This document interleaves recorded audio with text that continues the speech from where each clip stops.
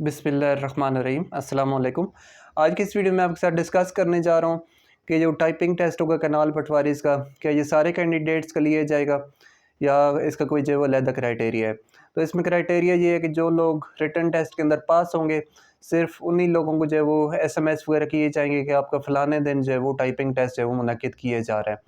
तो ये तकरीबन जब बंदा टेस्ट देगा रिटन टेस्ट, उसके बाद कुछ टाइम लगेगा, हो सकता है कि 15-20 दिन लग जाएँ और उसके बाद जो है वो आपको मैसेज किया जाए कि टाइपिंग टेस्ट के लिए जो है वो लाहौर तशरीफ़ ले जाएँ। तो इसमें मैं आपको अपडेट करता चलूँ कि ये जो टाइपिंग टेस्ट होता है, ये इनका लाहौर वाले जो ऑफ़िस में होता है, वहाँ पर होता है। ये दूसरे जो मुख्तलिफ़ कैंपसेस होते हैं, यहाँ पर रिटन टेस्ट होते हैं, वहाँ पर जो है वो इनका टाइपिंग टेस्ट जो है वो मुनक्किद नहीं किया जाता। तो इसके अलावा जो है वो बात ये है कि टाइपिंग टेस्ट के अलावा भी आपका जो प्रोफिशिएंसी टेस्ट भी मुनक्किद किया जाएगा। उसी टाइपिंग टेस्ट के जिस दिन होगा तो उसी दिन प्रोफिशिएंसी टेस्ट भी जो है वो मुनक्किद किया जाएगा। तो उसमें आपका जो MS word, MS power point और MS एक्सेल, ये 3 सॉफ्टवेयर जो आपके चेक किए जाएँगे कि ये आपको आते हैं या नहीं। तो इसमें सिंपली जो वो टास्क दिए जाते हैं, फ़र्ज़ क्या है, MS वर्ड तो बहुत सिंपल है। आपको अगर आपने MS ऑफ़िस का डिप्लोमा किया है तो आपको आता ही होगा कि MS ऑफ़िस MS वर्ड आप ओपन करें तो वहाँ पर कोई बंदा जो है वो टाइपिंग करता है, फिर उसको बोल्ड करना, इटैलिक करना, उसका कलर चेंज करना, अंडरलाइन करना, फ़ॉर्मेटिंग करना, यही सारी चीज़ें उसके अंदर जो शामिल होती हैं। हो सकता है कि टेबल बनाने को MS वर्ड के अंदर कह दिया जाए, कोई टेबल बना कर दें।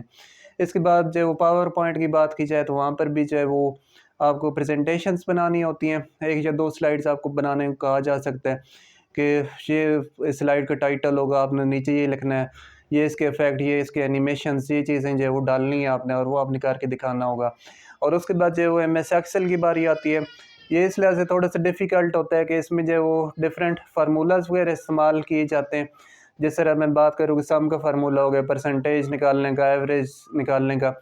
इसके अलावा जो है वो इफ़ वाली स्टेटमेंट है वो बहुत ज़्यादा अहमियत की हामिल है। फ़र्ज़ कि आपको कहा जाए कि आपने जो है वो स्कूल के बच्चों का रिज़ल्ट है और आपने जो है वो इसकी एवरेज भी निकालनी है, इसकी परसेंटेज भी निकालनी है, इसके ग्रेड भी निकालने हैं और कोई ऐसी कंडीशन निकालनी है कि फ़र्ज़ कि बच्चे के नंबर अगर 40% से कम हो तो वो उसका खुद ब खुद जो है वो रेड शो हो जाए, फेल शो हो जाए और अगर 40 से जो है वो ज़्यादा हो, जो उसका जो है वो पास लिखा हुआ आ जाए।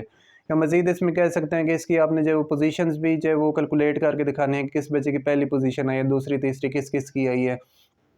तो इसमें जो है वो सॉर्ट वाला फ़ंक्शन आप इस्तेमाल कर सकते हैं कि सॉर्टिंग जब करेंगे आप जो है वो हाईएस्ट नंबर से कम की तरफ, तो फिर उसके बाद जो है आप पोज़ीशंस वगैरह दे सकते हैं। इसके अलावा राउंड ऑफ करना, तो ये चीज़ें एक्सेल के अंदर जो है वो पूछी जाएँगी। तो आप एक्सेल की भी लाज़मी तैयारी कीजिएगा। उम्मीद है आप समझ आ चुकी होगी। अगर कोई क्वेश्चन है तो